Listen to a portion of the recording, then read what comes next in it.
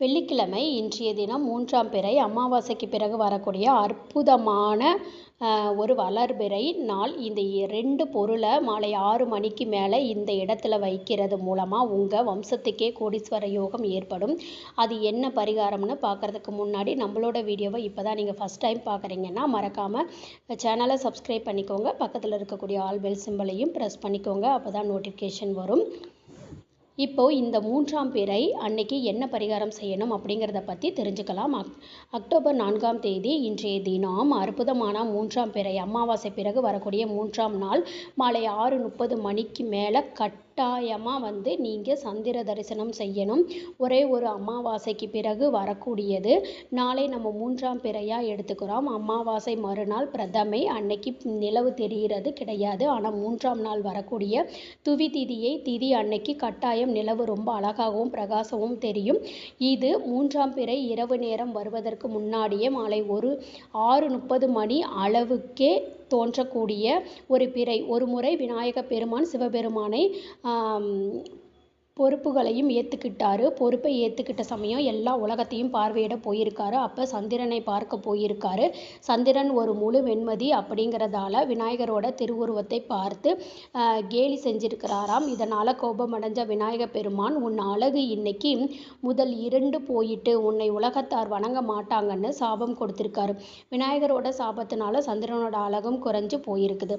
அதனால் கவலை அடைஞ்ச சந்திர பகவான் சிவபெருமானை நோக்கி கடும் தவம் இருந்து அந்த அழகை மறுபடியும் பெற்றிருக்காரு. அதனாலேயே இந்த 3ஆம் பிறை தெய்வீக பிறைன்னு சொல்லலாம். இந்த 3ஆம் பிறையை நாம் சிவபெருமான் தன் முடி மீது அணிந்திருக்காரு. 3ஆம் பிறையை பார்த்தாலே பேரானந்தம், மன அமைதி கிடைக்கும். மன கஷ்டங்கள் வருத்தங்கள் எல்லாமே நீங்கும். அப்பேற்பட்ட சக்தி வாய்ந்த ஒரு அற்புதமான 3ஆம் பிறை, அதுவும் வளர வெள்ளிக்கிழமையில் சுக்கிர பகவானுக்கு உகந்த நாளாக இருக்கக்கூடிய இன்றைய தினம் வர்றது ரொம்ப விசேஷம். சுக்கிர பகவானோட அருளையும் சந்திர பகவானோட அருளையும் ஒரு சேர பெறக்கூடிய ஒரு அற்புதமான ஒரு தினம்தான் இன்றைய தினம் வரக்கூடிய நாள். அது கூடவே நவராத்திரியோட 2வது நாள். இப்படிப்பட்ட ஒரு நாள் திரும்ப அமையாதுங்க.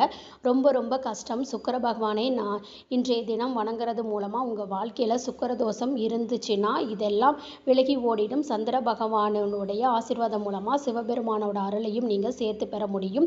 வெள்ளிக்கிழமை மகாலட்சுமி தாயாருக்கு உகந்த நாள். 3ஆம் பிறை தரிசனம் பண்ணுறது மூலமாக பெண்களுக்கு மாங்கல்ய பலம் அதிகமாகும். இந்த நாளில் செய்யக்கூடிய சந்திர தரிசனம் ஞாபக சக்தியை அதிகரிக்கும், மனக்குழப்பத்தை நீக்கும், கண் பார்வை தெளிவாகும், ஆயுள் கூடும் அப்படிங்கிறது நம்பிக்கை. சந்திரனோட இந்த 3ஆம் பிறை தரிசனத்தை பார்த்து சந்திர பகவானோட அருளை பரிபூரணமாக பெற முடியும். அதைவிட சிவபெருமானோட அந்த சிரசு இருக்கு இல்லையா, தலைப்பகுதி, அதை நேரடியாக வணங்குற தரிசனம் செஞ்சு ஒரு பலனை இந்த 3ஆம் பிறை தரிசனம் மூலமாக பெற முடியும். அப்பேற்பட்ட சக்தி வாய்ந்த அதிசயமிக்க இந்த ஒரு 3ஆம் பிறை அன்னைக்கு, அதுவும் வெள்ளிக்கிழமை வந்திருக்கக்கூடிய நாள் அன்னைக்கு இந்த 2 பொருளையும் இப்போ நாம் சொல்லக்கூடிய இந்த முறை தயார் செஞ்சு நீங்கள் உங்கள் வீட்டில் இந்த இடத்துல வைக்கணும். இதுக்கு நீங்கள் பயன்படுத்தக்கூடிய பொருட்கள் 2 பொருட்கள் தான். சின்னதாக ஒரு அகல் விளக்கு எடுத்துக்கோங்க. அகல் விளக்குக்கோ இல்லை கிண்ணமோ ஏதாவது ஒன்று எடுத்துக்கோங்க. அதில் ஒரு அகல் விளக்கு இல்லை ஒரு கிண்ணத்தில் கொஞ்சமாக ஒரு 1/2 ஸ்பூன் அளவு வெள்ளை மொச்சை சேர்த்துக்கோங்க. அதாவது வெள்ளை மொச்சை அப்படிங்கிறது பார்த்திங்கன்னா 1 ஸ்பூன் வெள்ளை மொச்சை சேர்த்துக்கோங்க. இன்னொரு கிண்ணத்தை கொஞ்சமாக பச்சரிசி எடுத்துக்கோங்க. இந்த வெள்ளை மொச்சை அப்படிங்கிறது என்ன, சுக்கிர பகவானுக்கு உகந்த ஒரு தானியங்க. வெள்ளிக்கிழமை சுக்கிர பகவானுக்கு உகந்தது. சுக்கிர பகவானுக்கு வெள்ளிக்கிழமையில் உகந்த தானியம் என்ன, வெள்ளை மொச்சை. அப்பேற்பட்ட வெள்ளை மொச்சையை ஒரு கிண்ணத்திலேயோ அல்லது ஒரு அகல் விளக்கிலோ, அதே மாதிரி சந்திர பகவானுக்கு உகந்த தானியம் நெல், அதாவது நெல்லில் இருந்து கிடைக்கக்கூடிய பச்சரிசி பயன்படுத்துகிறோம். இந்த 2 பொருளையும் சேரும்போது அது மேலே ரூபாய் நாணயங்களை வைக்கணும்.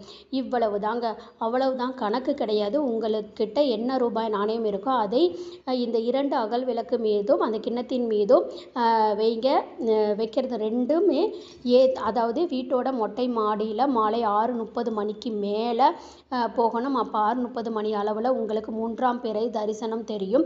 அந்த நேரத்தில் ஒரு பக்கம் சந்திர பகவானையும் மனசார வேண்டிக்கிட்டு, இன்னொரு பக்கம் நீங்கள் வெள்ளிக்கிழமை அப்படிங்கிறதால சுக்கிர பகவானையும் மனசார வேண்டிக்கிட்டு குறிப்பாக சந்திர பகவானை வேண்டும்போது ஓம் சந்திர மௌலீஸ்வராய நமக அப்படிங்கிற மந்திரத்தை ஒரு முறை சொல்லுங்கள்.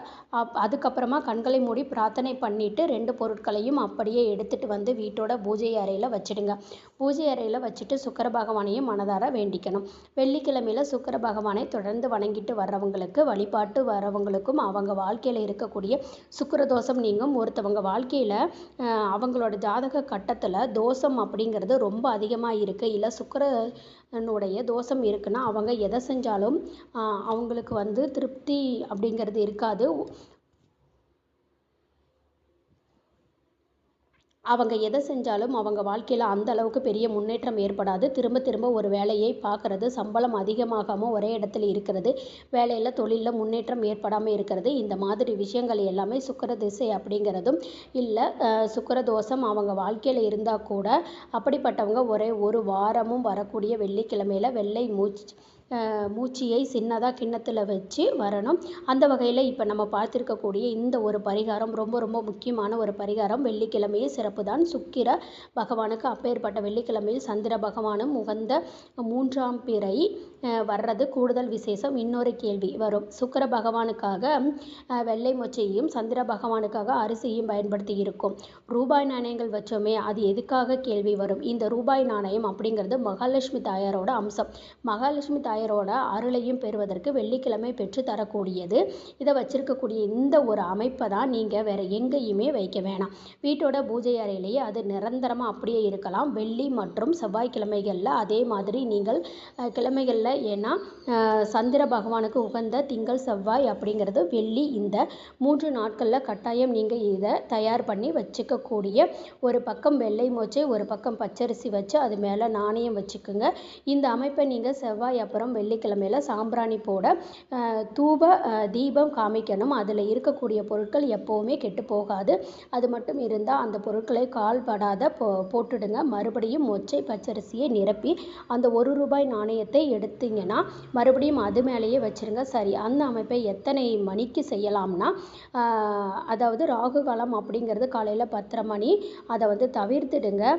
யமகண்டம் நேரத்தையும் தவிர்த்துடுங்க. நவராத்திரியோட 2வது நாள் அப்படிங்கிறதுனால மாலை நேரத்தில் வரக்கூடிய வேலையும் இருக்கும். அதனால் கொலு வைக்கிறதுக்கு முன்னாடி மாலை 6:30 மணிக்கு குறைந்தது ஒரு 5 மணியிலிருந்து ஒதுக்கினாலே போதும். கொலு வைக்கிறதுனால இருந்தாலும் சரி, கொலு பழக்கம் இல்லாதவங்களாக இருந்தாலும் சரிங்க, ஒரு 6:30 மணிக்கு மேலே செய்யணும். சந்திர தரிசனம் செய்யும்போது ஒரு அகல் விளக்கு பச்சரிசி, ஒரு அகல் விளக்கு வெள்ளை மொச்சை சேர்த்து அது மேலே ரூபாய் நாணயத்தை வச்சுக்கோங்க. பகவானை சுக்கிர பகவானையும் ஒரு சேர வணங்கி உங்களோட ஒட்டுமொத்த பண பிரச்சனையும் பொருளாதார பிரச்சனையும் ஒரு முற்றுப்புள்ளி வைங்க. வழிபாட்டை செய்யுங்க. அதுக்கப்புறமா நவராத்திரிக்கான வேலையை செய்யுங்க. 6:30 மணிலேருந்து 7 மணிக்கு அந்த ரேஞ்சில் நீங்கள் இதை வந்து செஞ்சாலே போதும். வீட்டுக்கு வரக்கூடிய பெண்களை கூப்பிட்டு அவங்களுக்கு உங்களால் முடிஞ்சதை செய்யுங்க. நவராத்திரியோட 2வது நாள் வெள்ளிக்கிழமையில் வரக்கூடிய இந்த ஒரு 3ஆம் பிறை தவற விடாதீங்க. இப்படிப்பட்ட ஒரு நாள் திரும்ப அமையாது. அதனால் இந்த நாளை வந்து தவற விட்டுட்டு அதுக்கப்புறம் நீங்கள் வந்து வெயிட் பண்ணாலும் கிடைக்காது. நம்பிக்கையோடு செய்யுங்க. மறுபடியும் சொல்கிறேன், நீங்கள் எந்த அளவுக்கு நம்பிக்கையோடு செய்கிறீங்களோ அந்த அளவுக்கு அதுக்கான பலன்கள் அப்படிங்கிறது கிடைக்கும். உங்களுடைய கோரிக்கையும் உங்களுடைய வேண்டுதலும் நியாயமானதாக இருக்கும் பட்சத்தில் அந்த நியாயமான கோரிக்கை உங்கள் வாழ்க்கையில் கண்டிப்பாக நடந்தே தீரும். நம்ம வந்து இவங்களை வந்து அழிக்கணும், அவங்கள அழிக்கணும், இவங்க நல்லா இருக்கக்கூடாது, இவங்க இப்படி போகணும் அப்படி போகணும்னு அப்படின்ற மாதிரி ஒரு வேண்டுதல் வச்சிங்க அப்படின்னா கண்டிப்பாக அது பலிக்காது. ஒருவேளை அவங்க உங்களுக்கு கஷ்டத்தை கொடுத்துருக்காங்க, அவங்க உங்களையே வந்து ஏமாற்றிருக்காங்க அப்படின்னா அந்த கடவுள்கிட்ட என்னை ஏமாத்தினவங்க கண்டிப்பாக அதுக்கான தண்டனையை அனுபவிக்கணும். நான் வந்து படுற வேதனை அப்படிங்கிறது உண்மை அப்படிங்கிற பட்சத்தில் என் மேலே எந்த தவறும் இல்லை, என் மேலே எந்த ஒரு குற்றமும் இல்லை, நான் வந்து அவங்க வந்து அதுக்கான தண்டனை அனுபவிக்கணும் அப்படின்னு நான் நினைக்கிறது நியாயம் அப்படின்னா அதுக்கான தண்டனை அவங்க அனுபவிக்கணும் அப்படிங்கிறத நியாயமான ஒரு கோரிக்கையாக வச்சா அதுக்கான பலன்கள் அப்படிங்கிறது முழுமையாக கிடைக்கும். இந்த பதிவு உங்களுக்கு பயனுள்ளதாக இருந்துச்சுன்னா மறக்காமல் சேனலை சப்ஸ்கிரைப் பண்ணிக்கோங்க. நன்றி.